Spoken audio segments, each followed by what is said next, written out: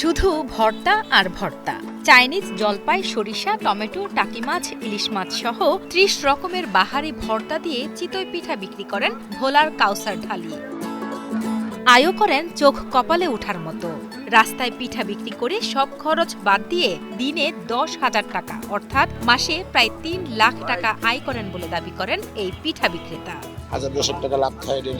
গত ৪ থেকে ৫ বছর ধরে শীতের মৌসুমে পিঠা বিক্রির ব্যবসা করছেন ভোলার ভেদরিয়া ইউনিয়নের ব্যাংকের হাট এলাকার বাসিন্দা কাউসার ঢালি। ভোলা শহরের কালীনাথ রায়ের বাজারে অবস্থিত তার ছোট পিঠার দোকান। প্রতিদিন বিকেল ৪টার পর থেকেই রাত ১২টা পর্যন্ত চলে তার বিক্রি। আমাদের পরিবার সহ আসি, যে এখানে বিভিন্ন রকমের ভর্তার আইটেম আমরা দেখতে পাই এবং ওগুলো খুবই সুস্বাদু। এই ভর্তা দেখি আমরা খাই, অন্য কিছু না, তবে খুব মজা লাগে। পিঠাটা এখানে দেখতেছি, এই পিঠাটা কিন্তু কোথাও পাইনি। ২৮ পদের ভর্তা দিয়ে চিতল পিঠা কিন্তু আমরা আগে খাইছি অন্যভাবে, কিন্তু এরকম ভাবে না।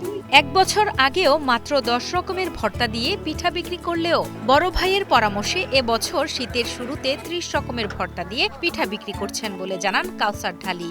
ফলে তার দোকানে বেড়েছে ক্রেতাদের চাপ।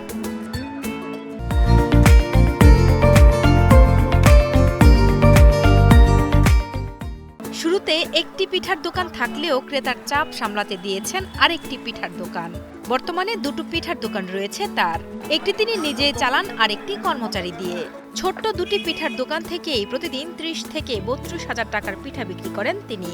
সব খরচ বাদ দিয়ে দুই দোকান থেকে দিনে অন্তত ১০,০০০ টাকা লাভ থাকে বলে জানান তিনি। তাই বরফের আইডিয়া, বরফের কথা শুনলাম, ৩০ পদের ভর্তা দিলাম দিয়ে দোকান একটা নামাইছে দিয়ে একটা জন্মের ভিড় পরে আর একটা দিলাম, আর একটা দিয়ে কর্মচারী দিয়ে চালাই, এটা আমি নিজে চালাই। এখন ইনকাম আমার বেচা কিনা মানে ১,০২০ টাকা আমি বেশি, আর আমার ওই দোকানে ১,০১২,০০০ টাকার মতো বেচা কিনা করে, দুইটা ধরেন ৩২,০০০ বেশি। সন্ধ্যা থেকেই কাউসার ঢালির দোকানে যেন উৎসবের আমেজ শুরু হয়।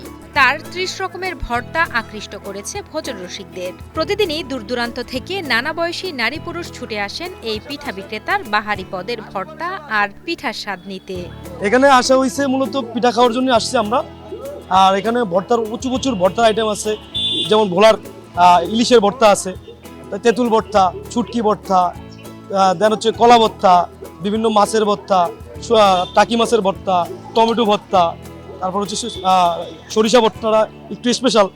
সরিষা ভর্তা দিয়ে চিতল পিঠাটা খাইলে একটু নাকতলায় উঠে, এই জিনিসটা আসলে ঝাঁঝালো, জিনিসটা খুব ভালো লাগে। এই ফার্স্ট টাইম ভোলাতে দেখলাম ওনার এই ৩০ পদের ভর্তা দিয়ে পিঠা, আর কখনোই এরকম আসে নাই। ভালোই লাগে, এখানে খাই, যে প্রতিদিনই খাওয়া হয়। কাস্টমারও আমাদেরকে খুব চাহিদা করে, দূর দূরান্ত থেকে আসে আমাদেরকে অর্ডার করে, এমনকি আমাদের ভর্তার প্রশংসাও করে। আমাদের ভর্তা খুব বেস্ট, ভোলা জেলার ভিতরে খুব ভালো ভর্তা আমরা তৈরি করি, ওটা সম্ভবত আমাদেরকে তারা সাপোর্ট করে।